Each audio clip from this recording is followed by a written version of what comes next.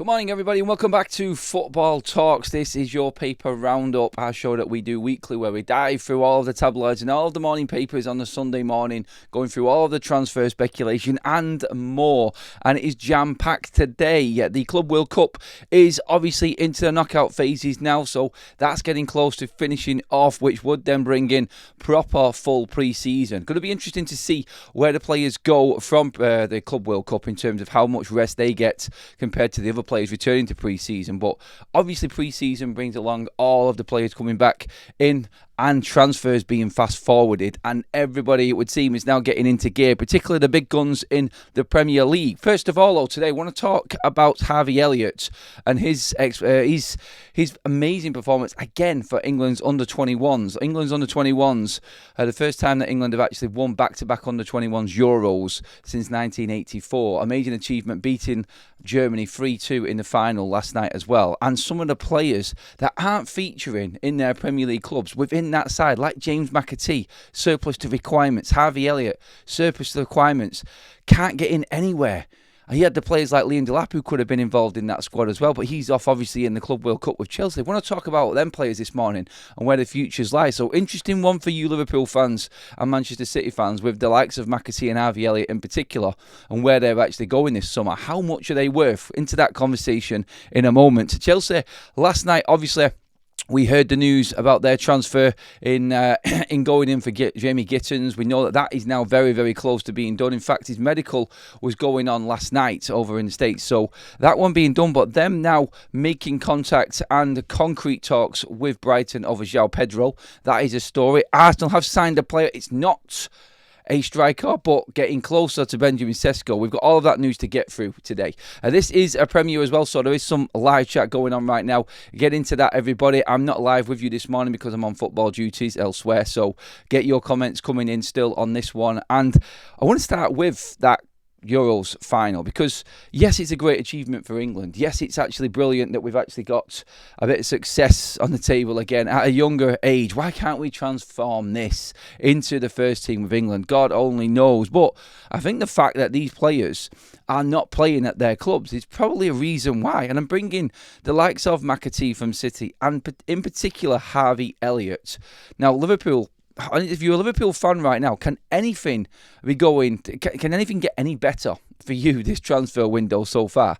You need to move players on to make other signings on top of the amazing window you've already had. We run a video yesterday about Liverpool now having concrete talks with the likes of Mark Guehi to come in and replace Kwanzaa.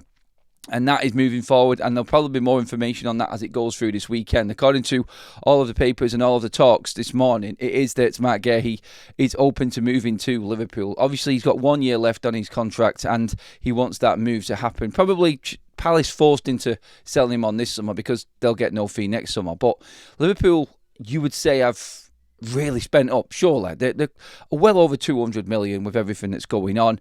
But you look at what players they've got there and what they can sell, and this is where Harvey Elliott comes into the conversation. 5 goals in the Euros, absolute brilliant performance throughout the tournament, has been the shining light for England and the under-21s. Hasn't featured much this year in Slot's side, and the word from Liverpool going through the back end of last season into the summer was that Harvey Elliott would be one of the players that was sold on. I'm guessing after this under-21s tournament, Harvey Elliott is going to be top of many clubs' wish list. Brilliant for Liverpool. Played some important games for Liverpool as well. Has never let them down and could bring them in a big chunk of money. He's not going to feature. Sadly, when you're bringing in the likes of Florian Wirtz and you've got Salah there, and it looks like another striker also coming in, and then backing them up, you've got a Jota, you've got a Luiz, you've got a Gakpo. Harvey Elliott, even trying to get into the midfield setup right now for him, looks like an impossible task. He plays better further forward, as we've seen in the Euros for England's under-21s. And now it's a case of, like, how much can Liverpool recoup from this deal for Harvey Elliott? I mean, because I look at him and I go like that, after that performance, what he's done for Liverpool, I think you're looking, personally for me, and this is my own opinion on how much I think Harvey Elliott is worth, would you be looking at 40 million? Is 40 million a fair price for Harvey Elliott? 30, 40 million? He's just that unsung type of hero at Liverpool. And because they have got such a massive squad and good squad depth and quality, he just doesn't get the amount of games he probably deserves. I remember working on Anfield Agenda with Craig, obviously one of the biggest Liverpool channel on YouTube, and he was raving about Harvey Elliott constantly, one of his favourite players at Liverpool. And you only have to look at that situation there with the fans and how they've taken to him, that his value is high. They appreciate what he actually is, but there's an understanding probably at Liverpool right now that that's how good their squad is. Sadly for him, he has come up against Mo Salah. And sometimes in a football career, a player doesn't get the amount of game time he deserves because there is absolute quality in front of him. That is a proper structured football club right there. That's scary to think that you've got the star player of the under-21s who has just won the tournament, cannot get a minute because of the forward line that's in at Liverpool right now. You've got Mo Salah in front of you. No matter how good you are, you're going to have to be on like Cristiano levels to get ahead of Mo Salah, because they're the only sorts of players that are going to be better. And what a situation to be in for Liverpool fans. But the big question I'm asking this morning is around that price tag. How much is Harvey Elliott worth? I would say, I'm being honest and genuine with this here, I'd be surprised if Liverpool did not make 40 million. And here we go again with Brighton and their amazing summer on what they're doing. They're talking, and we're going to be moving on to Chelsea's attempts and obviously the future of Joa Pedro in a minute, but it's reported that Brighton are in for Harvey Elliott. That would be an absolutely amazing move for Harvey Elliott. I think that's the perfect football club for him. Good, technical, quality football side. No pressure on him either. He will be a big fish in a smaller pond at Brighton. Maybe he will thrive there. Obviously, we've seen the likes of Lallana move over to Brighton before. I think Brighton is a very good club for them players, them younger players that just cannot feature or get anywhere near the first team because of the circumstances that I just said then. Likes of Mo Salah, Luiz, and now Florian Wirtz in the way. Gakpo, Jota, all of this. Darwin Núñez, obviously, we're seeing he's being rumoured to be leaving. I think he will be gone as well. So when you're looking at Liverpool's spend, you're going, that's a lot of money. And I'm thinking, Harvey Elliott, Núñez. I don't know about Diaz at the moment, but you put Núñez and Harvey Elliott together, you've got over 100 million recouped there straight away. So you could pretty much write off the Kirkes and Frimpong transfers and have change.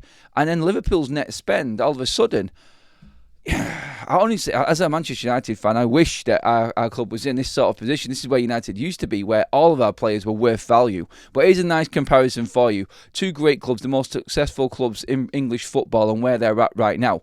You've got Marcus Rashford, you've got Garnacho, you've got Jadon Sancho. Nobody wants to spend a penny on. And Harvey Elliott, who cannot get a game for Liverpool right now, is worth more than all of them in the transfer market right now. That's where a proper football club and structure against one that has let it go and not run itself properly comes in. That shows you there how it can go perfectly right and then it can go completely wrong with the setup. Important side of it. But get into the comments on that one. Let me know what you think about Harvey Elliott, his price, how much you would pay for him, where is he at, what's the perfect club for him.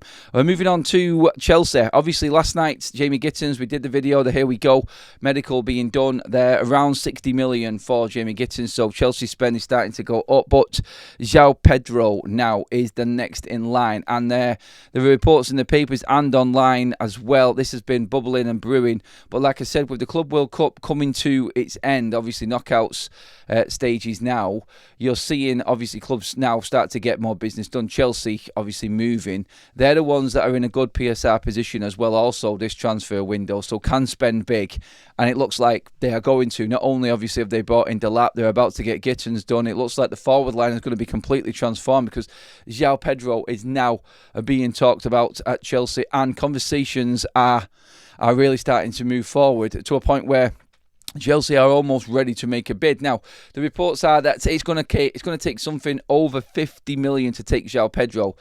Not only Chelsea were interested in Joa Pedro. There was talks of Arsenal, Manchester United at one point, Newcastle also. Obviously, with the situation with Liverpool and Isaac, if that comes about. By the way, selling Harvey Elliott, selling the likes of Núñez, you could sell two players there that really are surplus. I just look at that and go, whoa, you could really sell them two players and bring in an Isaac. And That I think is, for me, that would be the ultimate transfer window right there, just going off that a minute. But yeah, Joa Pedro, I think, really, he's one of them strikers that could actually go and smash it at another football club. Now, he's at a decent club right now, like we just described with Harvey Elliott possibly having a chance to go to Brighton. He is in a good place right now, and I think this is, the perfect sort of setup for Joa Pedro. But then I'm thinking, is it going to be, again, in like a full-on rotation? They've spent a lot of money already in Jamie Gittins. Obviously, he's not in the same position as Joa Pedro, but obviously Delap being another centre-forward for Chelsea. I don't know if this is the right move for Joa Pedro. So the news actually is Chelsea have made initial contact with Brighton. Pedro is open to the move to London. This one's heating up fast. Newcastle United also in for him as well. It's going to take a bid in excess of 50 million to take Joa Pedro away. That's another question to the chat and to the live chat as well if you are watching on the Premier right now. Is Joa Pedro worth that amount of money? Is that player... I mean, he's one of them that's just gone under the radar, I think, Joa Pedro. He's one of them that's just under the radar, doing his business at Brighton, unsung. But that is what you get when you don't have the pressure on you like other big players do at bigger clubs. Can he make the step up? Now, Chelsea, I'm not saying have got that that pressure on like the other clubs, it would seem. Like the Liverpool centre-forward pressure, Manchester United centre-forward, that's pressure. I think Arsenal's this year, because they haven't bought one for so long, will obviously have that pressure on as well. Will you get the same at Chelsea? Well, if you're rotating between two of them, probably not. Or then again, you could say that is pressure, because if one doesn't do well, the other's going to step forward. But Chelsea's approach to this definitely moves them away from the other strikers. We heard that Victor Osimhen was only interested in Chelsea. And that was the only place that he would go. Obviously, they've got the Victor Gyökeres situation, which is bubbling. Everyone moving away from that at the moment. And I was just talking about that actually on FUTV as well. Quickly, by the way, everybody, this is Football Talks. If you are new to the channel, please do give this video a like. Hit that subscribe button as well. If you have recognised me from before, yeah, it's Adam from FUTV. If you have come across from FUTV, please hit that subscribe button, everybody. Get involved in the show. Give me your comments. This is where we talk about all of the other Premier League clubs as well, a separate channel aside from FUTV. But again, when you look at everything that's happening in the Premier League now, I think I said this right at the start of this window, and even deals like Joa Pedro here, like deals you wouldn't expect to make much of a difference in terms of the amount of money spent this summer. And this isn't just because of Liverpool, but I think this window is going to be a record transfer window. With the money that is available for clubs to spend, you've already seen what City have done, well into the hundreds of millions in terms of money spent with the players that they've brought in already. You've got Reinders there, you've got Ain't Nouri, you've got Shirkey. Liverpool with Frimpong, Kirkez looking like they're going for obviously Matt Gehi as well, and Wirtz in there. It's crazy how much has been spent already. And I think because it's been extended, and it is obviously a longer window with another month being added with June and the Club World Cup rule coming in, I think it's obviously going to give it a chance to actually make more money. But I think this is going to be absolutely crazy. But when you look at Brighton's situation with Joa Pedro, just as an example, they are in a brilliant PSR pitch situation right now, and their report from the Athletics table and what clubs can spend, they're up near 200 million if they wanted to, and I don't even think they need to. So again, a perfect example of a club doing good business. Now, it's not the same at a smaller club as at a bigger club. It's easier for them to operate and try and make a bit of money and break the PSR sort of like stranglehold on things, because they bring players in under no pressure who are not expected to do things, and then they sell them on for mega money. Obviously, Joa Pedro is going to be another one of these players by the looks of it, again for Brighton, and then they can bring in their own bits of talent as well, like Harvey Elliott, who has worked. Let's not forget, Harvey Elliott is a young player, and he could be seen as a star of the future if he's given the right environment and the team and manager around him. I honestly think that this is the perfect situation for Harvey Elliott, and with Brighton at the moment. Can they go out and find another diamond of a striker and go out and get somebody else? We'll see what Brighton do with this, but Chelsea making their moves. Obviously, we'll see if Newcastle do come in for him. Is that going to be dependent on what happens with Alexander Isak? The word on that and that situation is, if Isak gives any indication that he's willing to move to Liverpool, Liverpool will make it happen. Otherwise, it's probably not going to happen. If he's not willing to go from Newcastle, then it probably won't materialise. But that's where we're at with that deal, just to add that on top anyway. And just while we're talking Joa Pedro, the only reason I think Newcastle would go in for Pedro is if Isaac left Newcastle. So I think that's where we're at with that striker situation anyway. On to Arsenal and Sesko. It looks like it could actually be finally happening. But before we get on to him, Mosquera, the centre-back, Spanish centre-back at Valencia, young under-21 centre-back, has signed for Arsenal pretty much. It's a here we go near enough now. And Arsenal, again, all of a sudden, you're looking at little deals being made. And like Norgard from Brentford, you're looking at Kepa Arrizabalaga from Bournemouth, obviously standing goalkeeper as well for Rayo. So good depth there, good depth at midfield. Obviously, Jorginho and you're looking Partey both leaving Arsenal this summer. You've got Zubimendi coming in. You'll have, obviously, Norgard coming in as well. 2 replacements ready-made. More cover at the back. Does this mean anything for Saliba? It looks like he's getting closer to not needing to be moved on to Real Madrid now that they've bought Howson from Bournemouth. So that deal obviously is stood still, but depth and depth. So when you've got players like White and Timber who can play full-back and centre-back on top of Mosquera coming in, obviously you've got Gabriel and Saliba, your mainstays there as well. They are looking quite solid, Liverpool, at the back. Obviously, you've got Waneri, who's now signed a contract. Sorry, not Waneri, Miles Skelly, who's signed his contract as well. So, looking stable. All they have to do is sign that striker. And it does actually look like Mosquera coming in. That's good business again. All building up. And the one thing that no one's picked up on Arsenal, and they're probably going to get a bad rap for not buying a striker yet, but I think a lot of Arsenal fans are quite calm about the situation. They've gone about their other little business all throughout the window with these other players like I've just mentioned coming in, and then bang! As long as you get Sesko in or get that striker in, it's going to then look like a decent window. Whether Arsenal can sell anyone to make any more money, to make more sales or bring more players in, I don't know. I don't know who Arsenal are looking to move on at the moment. They're obviously looking at releasing players like Partey and Jorginho, like we said. Can they afford a Rodrigo? Now, Real Madrid's rumoured price is being dropped for Rodrigo, just like it is for Benjamin Sesko. And the only reason Benjamin Sesko, according to all the reports over the last couple of days, is now closer to the deal with Arsenal. He's already agreed personal terms. Benjamin Sesko's price has been dropped by Leipzig.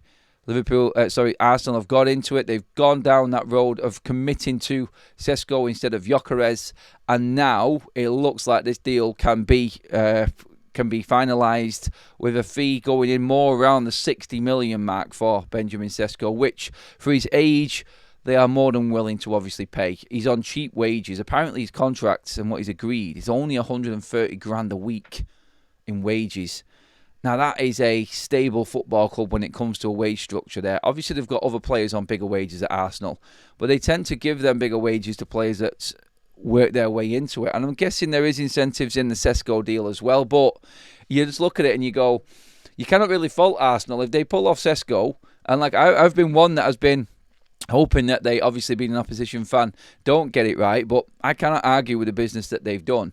They've quietly gone about getting replacements in for players that are leaving, and a very good squad already, as we know, signing up players and the younger players and not losing them for nothing, and then go bang, get the big one in right at the end. And then you've got the whole of the window left to maybe make something happen and possibly bring in a Rodrigo. We don't know. We'll see what happens with that. And obviously, I'll be all over it because that would be a major signing for Arsenal. But it looks like we are about to see Arsenal really make their biggest move yet with Sesko coming in. But Mosquera, Norgard, Kepa Arrizabalaga in, 3 signings in. Sesko would be number 4. And all of a sudden, you're into the first weeks of July. And Arsenal look like they've got pretty much the most of their business done. So can we really be laughing at Arsenal in this situation? This is a team that have been on the brink so many times of winning a big trophy but never got over the line. Is this the season? I've already said no because of what Liverpool are doing. And City are looking good in the Club World Cup. No matter what Arsenal do, I'm not sure if they're going to have done enough to actually challenge the bigger two in the league. We'll see. And where do Chelsea sit in this as well? There's some really big questions to be asked, I think, from some other clubs regarding these the title challenge. Do Chelsea and Arsenal have a chance of mounting a serious challenge on the Premier League with the business that they have done and could still do this window? That's the question I want to ask everybody before we finish up the show. And obviously, how much is Harvey Elliott worth? I didn't get a chance to talk about James McAtee as much there, but that's another player that's going to be leaving Man City. The top two in the league having 2-star performers in the under-21s and cannot fit them in their squads. Is that the level of squad depth and squad quality needed to really mount a challenge for the Premier League? Let me know in the comments section, everybody. Thank you for watching this video. Again, please make sure you hit that subscribe button on the way out. Give me your thoughts and comments in the comment section, please, everybody. And of course, I will see you all in the next video. Have a great Sunday, everybody.